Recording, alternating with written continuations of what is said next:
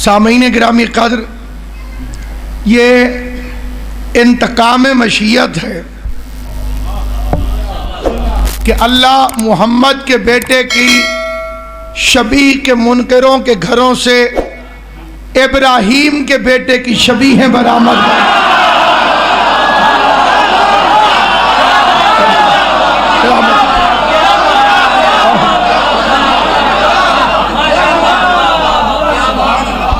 ذوالجناح کو جانور کہہ کر منہ ٹیڑھا کرنے والے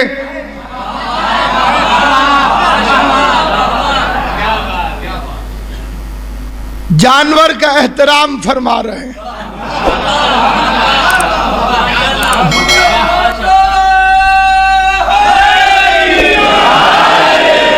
ہم سے یہ کہنے والے کہ یہ وہی گھوڑا تھوڑی ہے جس پر امام حسین بیٹھتے تھے، میں پوچھتا ہوں یہ وہی دمبا تھوڑی ہے جو جنت سے آیا نا؟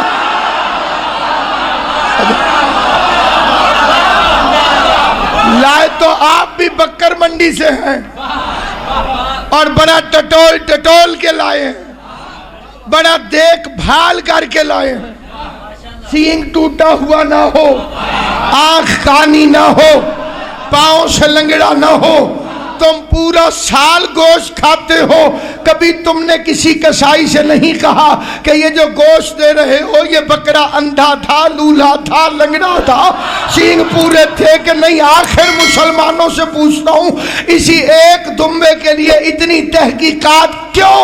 تو جواب آئے گا جناب یہ اس کی جگہ آ رہا ہے جو بے عیب تھا۔ تو 1400 سال سے ہم تمہیں یہی تو سمجھا رہے ہیں کہ بے عیب کی جگہ پہ